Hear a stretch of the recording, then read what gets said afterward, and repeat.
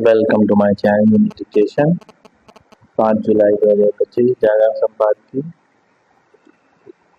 Speed रहेगी 80 और आज का शीर्षक है घटिया निर्माण का नतीजा। तो आइए लिखना स्टार्ट करते हैं। स्टार्ट।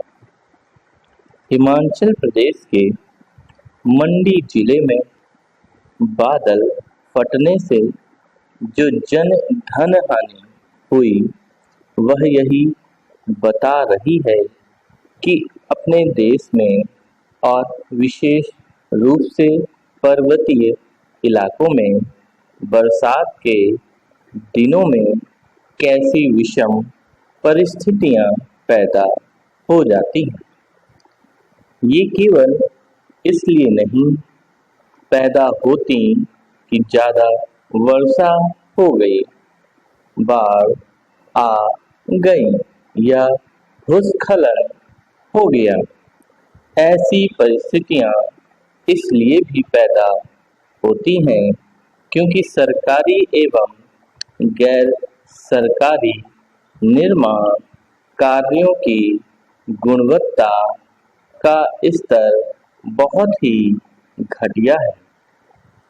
इस पर ना तो राज्य सरकारें गंभीरता से ध्यान दे रही है और न ही केंद्र सरकार, जिसकी कई परियोजनाएं राज्यों में जारी रहती हैं। ऐसा लगता है कि किसी का इस पर ध्यान ही नहीं कि यदि बुनियादी ढांचे से जुड़े निर्माण की गुणवत्ता पर ध्यान नहीं दिया जाएगा तो जैसा हादसा मंडी अथवा शिमला में हुआ वैसे होते ही रहेंगे और उनका दोष प्रकृति पर मढ़कर कर्तव्य की इतिश्री कर ली जाएगी।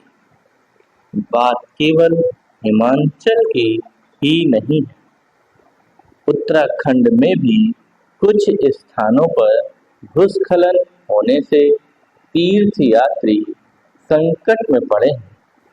आने वाले दिनों में इस तरह के दुखद समाचार रह रहकर देखने सुनने को मिल सकते हैं। ऐसे समाचार देश के गैर पर्वतीय राज्यों से भी आएंगे क्योंकि तनिक सी बरसात बुनियादी ढांचे के निर्माण की पोल खोलने का काम करती है। पोल मुंबई जैसे महानगरों के शहरी ढांचे की भी खुलती है और देश की राजधानी दिल्ली की भी। इसका कोई मतलब नहीं कि हम बार बार विकसित भारत की बात करें लेकिन सरकारी निर्माण कार्यों की गुणवत्ता की अनदेखी करें और मानक होते हुए भी उनका पालन न करें। इस तरह से तो हम विकसित देश नहीं बन सकते। ज्यादा बारिश, भूस्खलन आदि की घटनाएं विकसित देशों में भी होती हैं, लेकिन वहाँ सरकारी एवं निजी लोगों की ओर से कराए गए निर्माण कार्य की गुणवत्ता बेहतर होती है। इसलिए वहाँ हादसे और उनमें जान गंवाने वाले लोगों की संख्या कम होती है। पता नहीं क्यों हम विकसित देशों से कुछ सीखने से क्यों इनकार कर रहे हैं। इस इनकार के लिए राज्यों और केंद्र सरकारों के साथ उनकी नौकरशाही सीधे तौर पर जिम्मेदार है। बुनियादी ढांचे के निर्माण से जुड़े सरकारी विभाग भयंकर किस्म के भ्रष्टाचार से ग्रस्त हैं। इसी कारण नए बने भवन में लीकेज होने लगता है और पुल उद्घाटन से पहले ही ढह जाते हैं।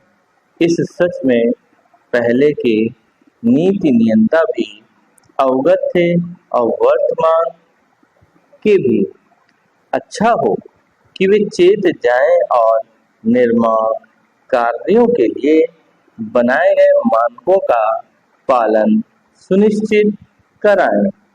इससे ही सरकारी के साथ साथ निजी निर्माण कार्यों की गुणवत्ता भी सुधरेगी।